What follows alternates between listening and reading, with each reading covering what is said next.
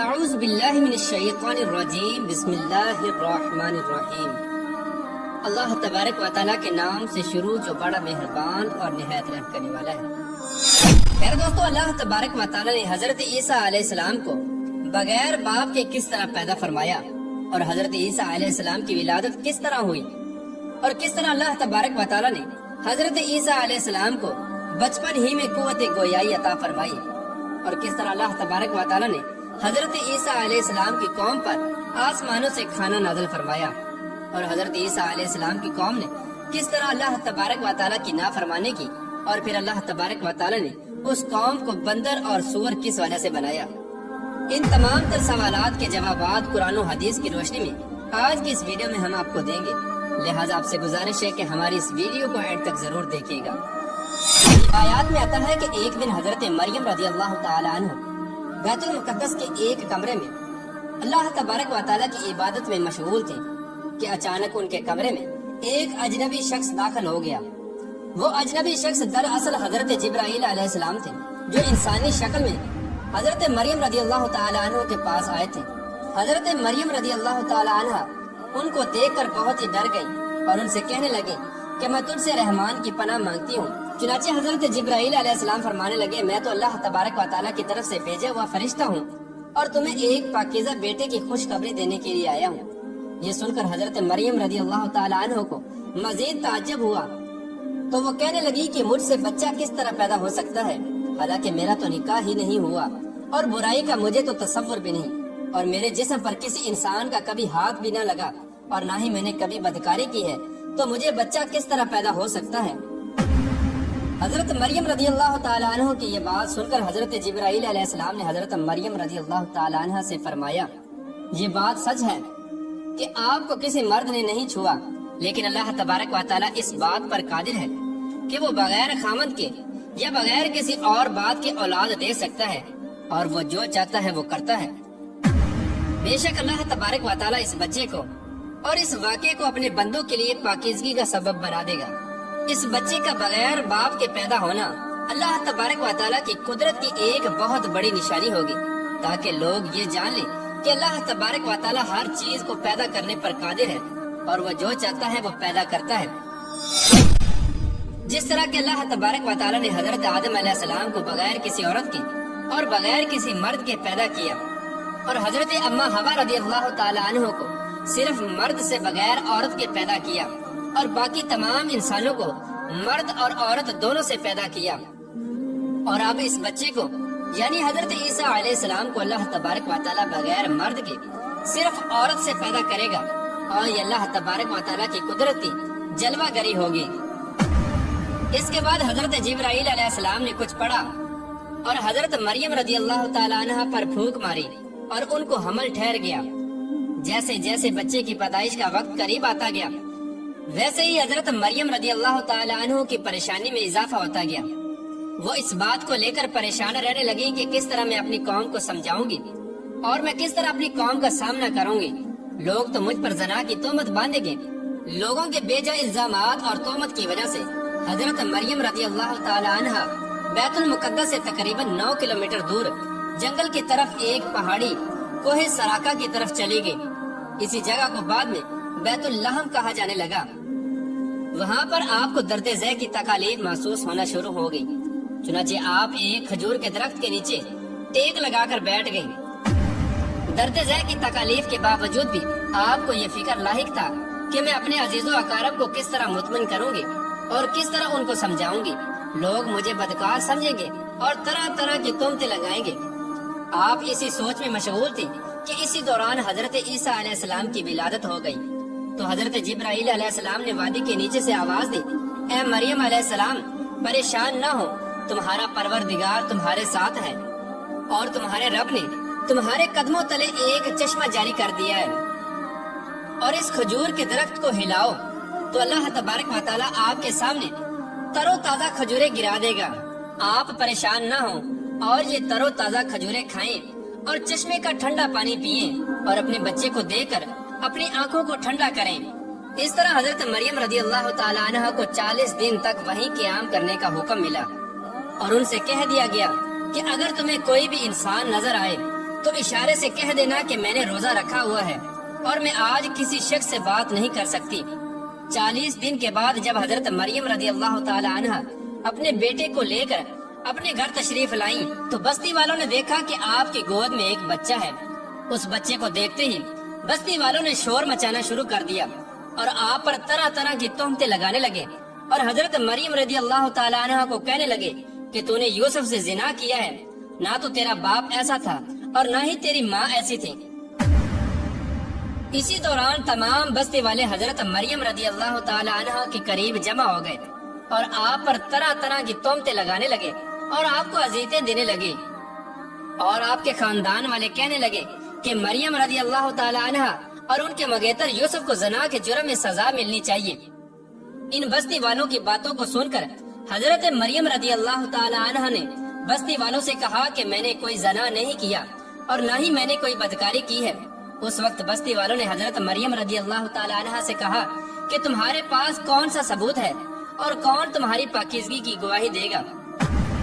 اس وقت حضرت مریم رضی اللہ تعالی عنہ نے بچے کی طرف اشارہ کیا جو کہ اس وقت دودھ پی رہا تھا، تو اس وقت اللہ تبارک و تعالیٰ کے حکم سے وہ بچہ بول اٹھا کہ میں اللہ تبارک و تعالیٰ کا بندہ ہوں اور اللہ تبارک و تعالیٰ مجھے نبوت اور کتاب عطا فرمائے گا۔ اس کے بعد اس بچے نے فرمایا کہ اللہ تبارک و تعالیٰ نے مجھے نماز اور زکوٰۃ کا پابند بنایا ہے اور جب تک میں زندہ ہوں مجھے اپنی والدہ کا حق ادا کرنے والا بنایا ہے اور مجھ کو سرکش اور بدبخت نہیں بنایا، اور اللہ تبارک و تعالیٰ کی سلامتی ہے مجھ پر جب میں پیدا ہوا اور جب میں مروں گا اور جب دوبارہ زندہ کر کے اٹھایا جاؤں گا۔ اس طرح اللہ تبارک و تعالیٰ کا معجزہ دے کر اور اس نومولود بچے کی گفتگو سن کر کچھ لوگ تو یقین کرنے لگے کہ حضرت مریم رضی اللہ تعالی عنہ پاک دامن ہے اور یہ بچہ اللہ تبارک و تعالیٰ کا معجزہ ہے، لیکن زیادہ تر لوگ حضرت مریم رضی اللہ تعالی عنہ پر تہمت لگانے لگے۔ ان تمام تر تکالیف کے باوجود وقت یوں ہی گزرتا رہا، اور جب حضرت عیسیٰ علیہ السلام کی عمر مبارک 7 سال کی ہوئی تو یہودیوں نے ان کو بہت زیادہ تنگ کرنا شروع کر دیا اور بیت المقدس کے حالات خراب ہونے لگے۔ تو حضرت مریم رضی اللہ تعالی عنہ اپنے بیٹے حضرت عیسیٰ علیہ السلام کو لے کر مصر کی طرف ہجرت کر گئی۔ آپ نے اپنی زندگی کے 13 سال مصر ہی میں گزارے۔ اس کے بعد پھر اللہ تبارک و تعالیٰ کے حکم سے آپ دوبارہ فلسطین میں تشریف لے آئیں۔ پھر اللہ پاک نے 30 سال کی عمر میں حضرت عیسیٰ علیہ السلام کو انجیل عطا فرمائی۔ اللہ پاک نے حضرت عیسیٰ علیہ السلام کو بے شمار معجزات سے نوازا تھا، جن میں قابل ذکر معجزات یہ ہیں کہ حضرت عیسیٰ علیہ السلام بغیر والد کے پیدا ہوئے اور ماں کی گود میں ہی گفتگو کرنا شروع کر دیا، اور حضرت عیسیٰ علیہ السلام مٹی کا پرندہ بنا کر جب اس پر پھونک مارتے تو وہ اڑنے لگتا، اور حضرت عیسیٰ علیہ السلام پیدائشی نبینے کی آنکھوں پر ہاتھ پھیرتے تو اس کی نظر درست ہو جاتی، اور کوڑ اور جزام کے مریضوں کو ہاتھ لگاتے تو وہ بالکل تندرست ہو جاتے، اور جو کچھ بھی لوگ کھاتے یا پیتے یا اپنے گھروں میں چھوڑ کر آتے ان سب کا آپ کو علم ہوتا، اور آپ سب کچھ تفصیل کے ساتھ ان لوگوں کو بتا دیتے۔ ان سب معجزات کے باوجود بھی بنی اسرائیل کی قوم آپ پر ایمان نہ لائی اور آپ کو جھٹلاتے رہے اور اسی طرح آپ پر تہمت لگاتے رہے، اور چند لوگ ہی ایسے تھے جن کی تعداد 12 بتائی جاتی ہے۔ یہی لوگ حضرت عیسیٰ علیہ السلام پر ایمان لائے جن کو قرآن پاک میں حواریون کے لقب سے پکارا گیا ہے، جس طرح کہ اللہ تبارک و تعالیٰ قرآن پاک میں ارشاد فرماتا ہے، جب حضرت عیسیٰ علیہ السلام نے ان کے کفر کو محسوس کر لیا تو کہنے لگے کہ اللہ تبارک و تعالیٰ کی راہ میں میری مدد کرنے والا کون کون ہے؟ تو حواریوں نے جواب دیا، ہم اللہ تبارک و تعالیٰ کی راہ میں آپ کے مددگار ہیں، ہم اللہ تبارک و تعالیٰ پر ایمان لائے اور آپ گواہ رہے کہ ہم آپ کے تابع اور فرما بردار ہیں۔ اس کے بعد حضرت عیسیٰ علیہ السلام تبلیغ کی غرض سے اپنے حواریوں کو لے کر شام کی طرف روانہ ہو گئے اور وہاں پر اللہ تبارک و تعالیٰ کا پیغام پہنچانا شروع کر دیا، لیکن وہاں پر بھی بنی اسرائیل کے لوگوں نے آپ کی بڑھ چڑھ کر مخالفت کی اور آپ کو طرح طرح کی تکالیف پہنچانا شروع کر دی اور ہر طرح سے آپ علیہ السلام کو اذیتیں دینا شروع کر دی۔ پھر ایک دن حضرت عیسیٰ علیہ السلام کے حواریوں نے عجیب فرمائش کی جس کو اللہ تبارک و تعالیٰ قرآن پاک میں یوں بیان فرماتا ہے، اور جب حواریوں نے کہا کہ اے عیسیٰ ابن مریم، کیا آپ کا پروردگار اس بات پر قادر ہے کہ وہ ایسا کر سکتا ہے کہ ہم پر آسمان سے کھانا نازل فرمائے؟ تو حضرت عیسیٰ علیہ السلام نے کہا کہ اگر تم اللہ پر ایمان رکھتے ہو تو اللہ سے ڈرو تو وہ بولے ہماری خواہش ہے کہ ہم اس میں سے کھائیں اور ہمارے دل تسلی پائیں اور ہم جان لیں کہ تم نے ہم سے سچ کہا اور ہم اس نازل ہونے والے کھانے پر گواہ رہیں گے۔ حضرت عیسیٰ علیہ السلام نے اللہ تبارک و تعالیٰ کی بارگاہ میں دعا کی، اے ہمارے پروردگار، ہم پر آسمان سے دسترخوان نازل فرما کہ ہمارے لیے وہ دن عید کا دن قرار پائے، یعنی ہمارے اگلوں کے لیے اور ہمارے پچھلوں کے لیے، اور وہ تیری طرف سے نشانی ہو، اور ہمیں رزق عطا فرما، بے شک تیری ذات بہتر رزق عطا فرمانے والی ہے۔ تو اللہ تبارک و تعالیٰ نے فرمایا کہ میں تم پر ضرور کھانا نازل فرماؤں گا، لیکن جو اس کے بعد تم میں سے کفر کرے گا اسے ایسا دردناک عذاب ملے گا کہ اہل عالم میں سے کسی کو ایسا عذاب نہ ملا ہوگا۔ حضرت عمار بن یاسر رضی اللہ تعالیٰ عنہ سے روایت ہے کہ حضور کریم رؤوف الرحیم صلی اللہ تعالیٰ علیہ وآلہ وسلم نے ارشاد فرمایا، آسمان سے دسترخوان اترا جس میں روٹی اور گوشت تھا، ان کو حکم ملا کہ خیانت نہ کرنا اور ذخیرہ نہ کرنا اور نہ ہی کل کے لیے جمع کر کے رکھنا، لیکن ان لوگوں نے خیانت کی اور اس کھانے کو ذخیرہ کیا اور کل کے لیے جمع کر کے رکھ لیا، تو اللہ تبارک و تعالیٰ نے ان کی اس نافرمانی پر ان پر دردناک عذاب نازل فرمایا اور ان لوگوں کو بندروں اور سوروں میں تبدیل کر دیا۔ اس طرح حضرت عیسیٰ علیہ السلام کی قوم کے وہ نافرمان لوگ اللہ تبارک و تعالیٰ کے عذاب کے اندر مبتلا ہوئے اور وہ بندر اور سور بنا دیے گئے۔ جب حضرت عیسیٰ علیہ السلام کی عمر مبارک 33 سال کی ہو گئی تو اس وقت تمام یہودی حضرت عیسیٰ علیہ السلام کے خلاف ہو گئے اور آپ کو سولی پر چڑھانے کا فیصلہ کر لیا۔ حضرت عیسیٰ علیہ السلام کے زمانے میں شام کا علاقہ رومیوں کی زیر نگرانی تھا، یہاں ان کی طرف سے جو حکمران مقرر تھا وہ بھی کافر تھا۔ اس طرح یہودیوں نے اس حکمران کو بھی حضرت عیسیٰ علیہ السلام کے خلاف کر دیا اور ان کو سولی پر چڑھانے کا حکم دیا۔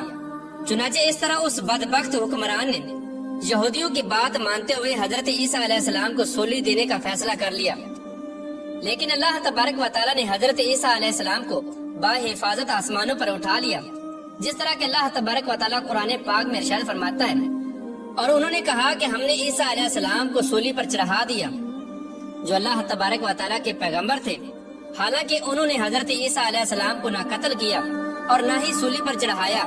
بلکہ ان کے لیے عیسیٰ علیہ السلام کا مشابہ بنا دیا گیا، اور جو لوگ ان کے بارے میں اختلاف کرتے ہیں وہ گمان میں پڑے ہوئے ہیں اور شک کے علاوہ ان کے پاس کوئی علم نہیں، بلکہ اللہ تبارک و تعالیٰ نے ان کو اپنی طرف اٹھا لیا اور اللہ تبارک و تعالیٰ غالب حکمت والا ہے۔ حضرت عیسیٰ علیہ السلام قرب قیامت میں حضور پاک صلی اللہ تعالیٰ علیہ وآلہ وسلم کی امتی بن کر زمین پر نازل ہوں گے۔ حضرت عیسیٰ علیہ السلام ہی وہ نبی ہیں جن کا ذکر قرآن پاک میں سب سے زیادہ بار آیا ہے، اور آپ ہی بنی اسرائیل کے آخری نبی تھے، اور حضرت عیسیٰ علیہ السلام نے ہی بنی اسرائیل والوں کو نبی آخر الزمان حضرت محمد مصطفیٰ صلی اللہ تعالیٰ علیہ وآلہ وسلم کی بشارت دی تھی، جس کو قرآن پاک میں اللہ تبارک و تعالیٰ اس طرح بیان فرماتا ہے، اور جب حضرت عیسیٰ ابن مریم نے کہا کہ اے بنی اسرائیل والو، میں تمہارے پاس اللہ کا بھیجا ہوا آیا ہوں اور ایک پیغمبر کی جو میرے بعد آئیں گے جن کا نام احمد ہوگا بشارت سناتا ہوں۔ اس طرح حضرت عیسیٰ علیہ السلام کے آسمان پر اٹھائے جانے کے 600 سال بعد تک کوئی بھی نبی نہ آیا، اور پھر حضرت محمد مصطفیٰ صلی اللہ تعالیٰ علیہ وآلہ وسلم اس دنیا کے اندر جلوہ گر ہوئے۔ حضرت محمد مصطفیٰ صلی اللہ تعالیٰ علیہ وآلہ وسلم خاتم النبیین ہیں، اور آپ کے بعد کوئی نبی نہیں آئے گا۔